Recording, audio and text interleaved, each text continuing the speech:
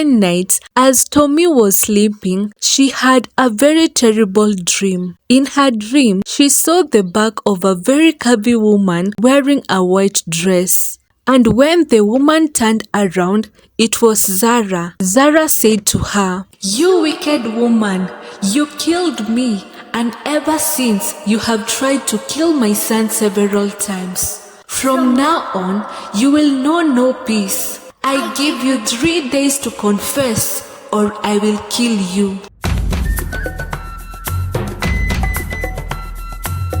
Long time ago, there lived a beautiful young maiden called Zara. Zara was the only child of her parents, and although they were financially struggling, this family was always happy. But their joyous nature came to an end one day when Zara's father became ill. One night, as Zara was busy sleeping, she was woken up from her sleep by her mother screaming. Zara rushed to her parents' bedroom only to see her father lying down sick. He had fever and he was sweating profusely. Zara ran in the middle of the night to call the village healer, but after examining Zara's father, the village healer said that he could only give them herbs to cool down his fever, but he couldn't heal Zara's father because he had never seen such an illness before. The healer spoke of a very powerful healer in the other kingdom, but his healing services were very expensive, so they would have to be loaded with cash if they needed her services. Where will we get all that kind of money from? Zara and her mother thought. Every morning, Zara and her mother would wake up to go and work in people's farms from morning to evening, and despite working for long hours, the money still was not enough, and Zara's father's health kept getting worse with each passing day. So, one day, as Zara was coming back from the river, she was shocked to see her mother and Chief Okuna sitting outside their house talking. The chief said that he will give us the money to get your father treated, Zara's mother said. Without even letting her mother finish talking, Zara jumped up and down with excitement as she continuously thanked the chief. "Zara, calm down now and let me finish," her mother said. "The chief will give us the money on one condition: if you allow to be his 4th wife." Zara was shocked as she shouted, "Hey, over my dead body, I will not get married to this old man here. No." And with tears in her eyes, Zara ran in the backyard. Days passed, but Zara's father did not become better. After much thinking, one afternoon, Zara told her mother, "Mama, I will get married to the chief. I cannot let Papa die. He has been so good to me and to us, and I love Papa so much. I will not let him die." And that is how Zara became the chief's 4th wife. The chief kept his promise, and after giving them money, Zara's father was treated and he became well again. However, Zara was facing a lot of hardships in her new home. Since the day Chief Okuna brought Zara as his new wife, the other 3 wives of the chief treated Zara with hostility. They all disliked Zara, and because they had all bared female children for the chief, they feared that Zara will give the chief a son and inherit all the chief's wealth. When the chief's 3 wives discovered that Zara was pregnant, they were more angry and furious. They couldn't stop staring at Zara with their evil eyes as Zara walked around the homestead. As the chief pampered Zara with gifts and as he fed her meals, they all looked at Zara with envy.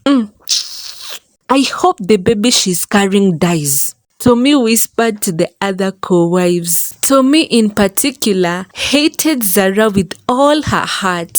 You see, Tommy was the third wife of the chief, and when the chief married her, she had bragged to everyone in the village about how she had the chief wrapped around her finger and that the chief will never take another wife, only to be disappointed when the chief brought Zara home as his new wife. And for this reason, Tommy hated Zara with so much passion. Chief Okuna, eager to know the gender of the baby, called the chief priest, who confirmed that Zara was carrying a baby girl in her womb. This crushed the chief's dream of having a son, and he knelt down and said, "Gods of this land, I have always dreamt of having a male child, but it seems to be impossible. I accept my fate and thank you for yet another blessing." As Zara walked around the homestead, her co-wives couldn't stop mocking and laughing at her, saying, "Ooh,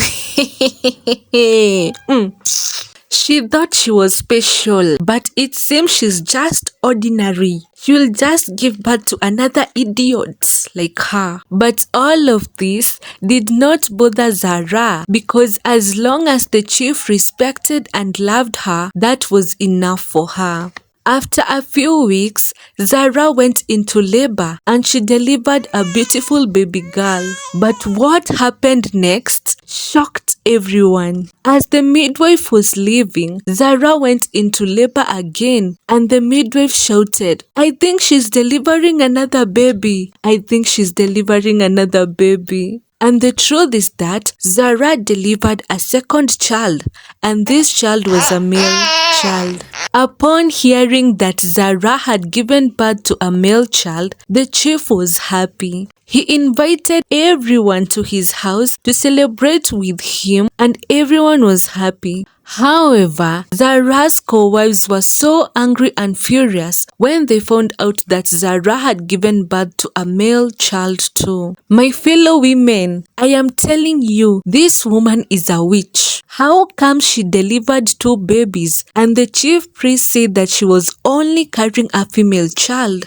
She is a witch. I am telling you, she is a witch, said Amira, the chief's second wife. As Zara continued raising her daughter and son, her co-wife's jealousy kept on growing each and every day. It was visible that Zara was the chief's favorite wife. He spent majority of time in Zara's hut, and Zara's co-wives were unhappy about it.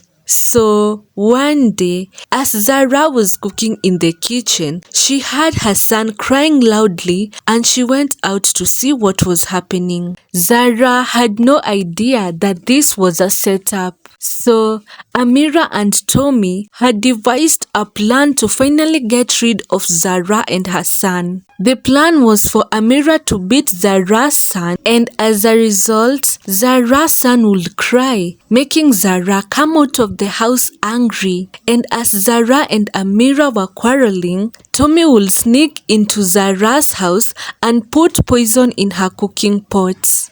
And this is exactly what happened, and Tommy managed to put poison in Zara's pot without anyone noticing. As Zara and her son Abdi were eating from the pot of food, Tommy and Amira were happy as they peeped through the window. After some minutes, Zara had a terrible stomach ache and she died, but her son did not die. Abdi kept calling on her mother's name as he cried and cried. When the chief and Zara's daughter came back from the market, they were shocked to see people surrounding Zara's hut. And that is when they were informed of Zara's death. They all cried bitterly, wondering what had killed Zara because she was not sick. Amira and Tommy also cried with them, pretending to be hurt by Zara's death, but deep inside they were shocked of how Abdi had not died, yet he ate from the same pot that Zara ate from. After a few days, Zara was buried, and Amira and Tommy started thinking of ways to destroy Abdi now that his mother was gone. Amira and Tommy made several attempts to kill Abdi, but none bared fruit. truths. So, one night, as Tommy was sleeping, she had a very terrible dream. In her dream, she saw the back of a very curvy woman wearing a white dress. And when the woman turned around, it was Zara. Zara said to her, "You wicked woman, you killed me, and ever since you have tried to kill my son several times. From now on, you will know no peace.